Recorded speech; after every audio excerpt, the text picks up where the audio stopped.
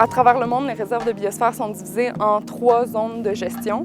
Donc, il y a les aires centrales qui sont en fait des aires protégées reconnues par les gouvernements en place, les aires de transition qui entourent ces aires centrales-là, où habituellement on retrouve des activités là, plutôt de récréotourisme. Puis les troisièmes sont les zones de transition de collaboration. Donc, c'est là où on retrouve là, les villes, les villages, les services, les institutions, donc l'écoumène centrale de notre territoire, les noyaux de population. Le troisième volet du projet de conservation se concentre sur la protection des sommets, donc dans les écosystèmes de toundra taïga alpine, dans la zone tampon de la réserve, donc du territoire.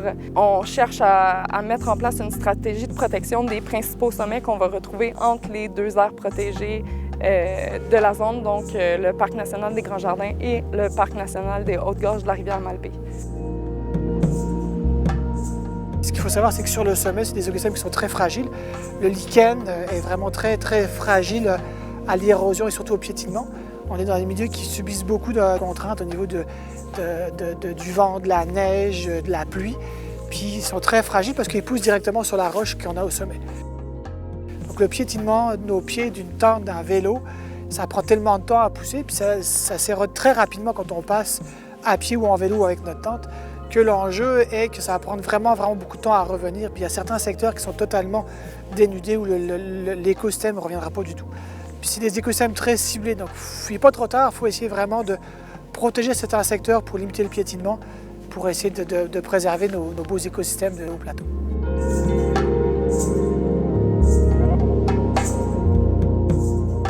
Au niveau des réseaux de sentiers, les enjeux qu'on rencontre au niveau de la préservation de l'environnement, dans les dernières années, le plein air a connu une augmentation assez significative là, du nombre de randonneurs.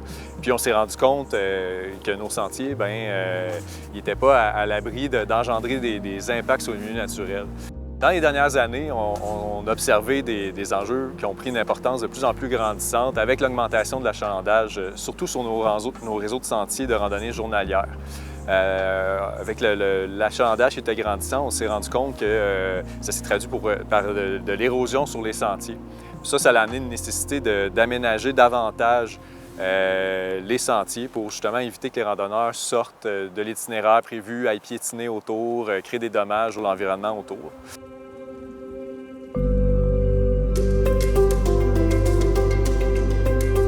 Pour Charlevoix, on a 5-6 montagnes qui sont concernées par l'écosystème en question. Puis quand on prend l'échelle du Québec, c'est oui un petit peu Charlevoix, par la Gaspésie, les Chic-Chocs. Après ça, c'est vraiment dans le grand domaine des Monts-Roux, donc dans la partie qui est la plus habitée au Québec. Il y a vraiment juste 2 petits secteurs où il y a cet écosystème-là qui est très fragile.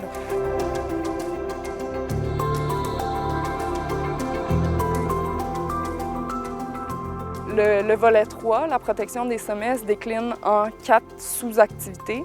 La première activité, ça va être au niveau de l'aménagement de sentiers et d'alternatives d'hébergement qui vont être mis en place par Sentiers Québec-Charlevoix.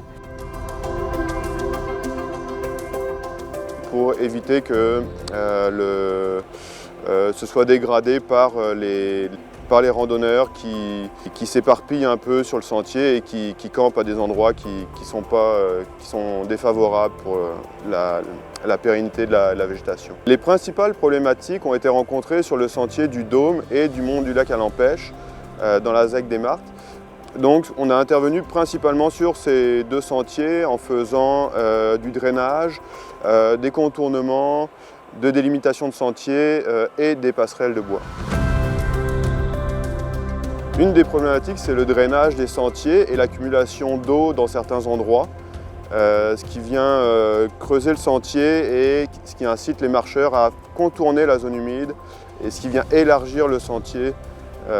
Et pour éviter ça, on construit des passerelles de bois, ce qui permet de préserver le milieu et de préserver les pieds des marcheurs.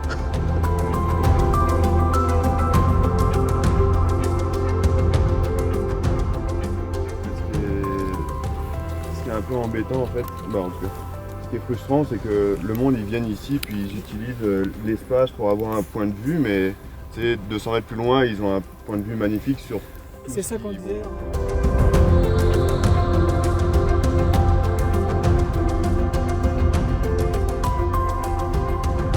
Les endroits qui sont mal balisés, le marcheur en arrivant, il ne sait pas où aller, donc il part un peu dans tous les sens pour essayer de retrouver son chemin.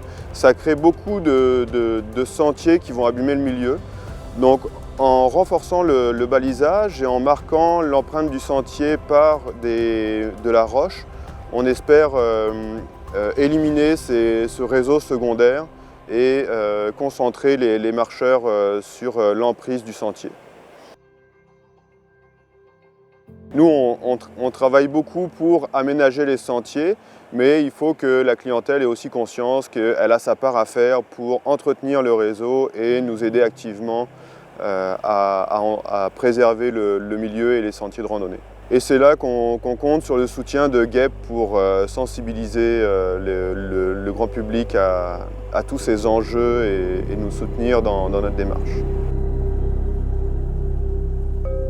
La deuxième activité, c'est plutôt de la sensibilisation des utilisateurs et utilisatrices du territoire par l'organisme GEP. Pour sensibiliser aux écosystèmes alpins et subalpins qu'on retrouve dans certains sommets de la région. Donc on parle du mont du Four, mont du lac à l'Empêche. Les plus connus sont le mont du lac des Cygnes puis de l'acropole des Draveurs. Il y en a plusieurs d'autres dans le secteur qui sont sensibles. C'est des milieux fragiles et sensibles au piétinement. Et puis on a tout un projet sur 3 volets. Il y a un volet plus transfert de connaissances où là on travaille avec les professionnels pour travailler sur des formations pour les guides de randonnée, pour les gestionnaires de sentiers, pour les gens qui vont aménager les sentiers, pour expliquer justement ces écosystèmes-là fragiles-là, puis comment en tant que professionnel dans le milieu on est capable de travailler puis préserver ces écosystèmes-là. Donc il y a vraiment tout un volet transfert de connaissances auprès des professionnels qui sont sur le territoire. Puis on a un volet de sensibilisation où là, on va envoyer de nos naturalistes dans les sentiers, rencontrer les participants, les randonneurs pour leur expliquer c'est quoi l'écosystème qui est en place, pour leur faire comprendre que quand tu fais une rando, quand tu fais un selfie, essaie de rester dans les sentiers pour ne pas briser le lichen qui est en haut, puis leur faire comprendre un peu plus comment ça marche.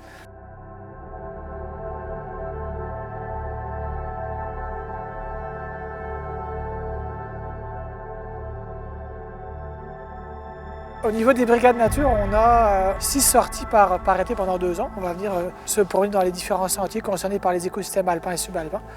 Et puis on va avoir 6 capsules puis une balado-diffusion qui vont sortir, puis d'autres outils et communications qui vont être diffusés dans nos réseaux de partenaires dans les 2 prochaines années. Les professionnels et gestionnaires de sentiers travaillent déjà énormément pour maintenir des sentiers en état. Là, il y avait vraiment un besoin d'expliquer aux gens comment on peut faire du plein air de façon de 1 sécuritaire puis de 2 respectueuse de notre environnement. C'est sûr que quand on parle de sensibilisation des pratiques sur le territoire public, c'est important que tout le monde parle d'une même voix, d'une seule voix, puis travaille dans le même sens. Parce que si on ne va pas tous dans le même sens, puis qu'une partie des gens continue d'agir d'une façon qui est néfaste pour le territoire, bien, on n'y arrivera pas. Donc c'est important de se mettre tout le monde ensemble, qu'il y a un impact sur la gestion des territoires, puis qu'on aille dans le même sens par rapport à ça.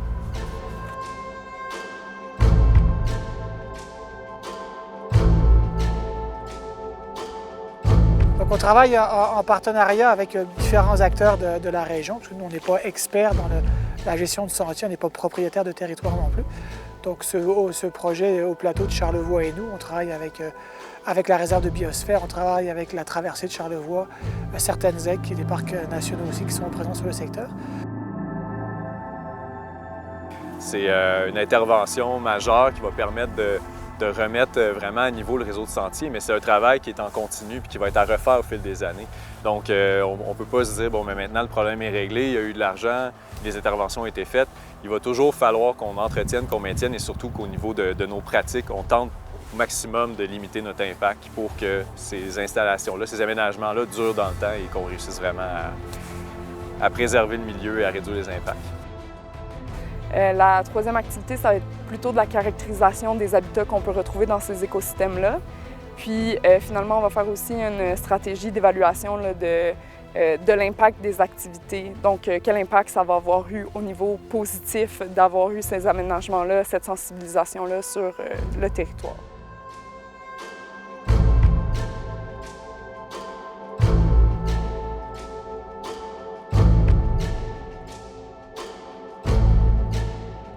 Éventuellement, on espère voir une régénération des milieux qui ont été altérés, parce que sur certains sommets, là, ça a été vraiment... on a perdu une partie importante de la végétation qui était là, qui a mis des décennies à pousser. Mais on pense qu'on a encore une opportunité de sauver la mise, puis en limitant totalement le piétinement sur ces endroits-là, de voir la végétation revenir éventuellement pour les générations futures.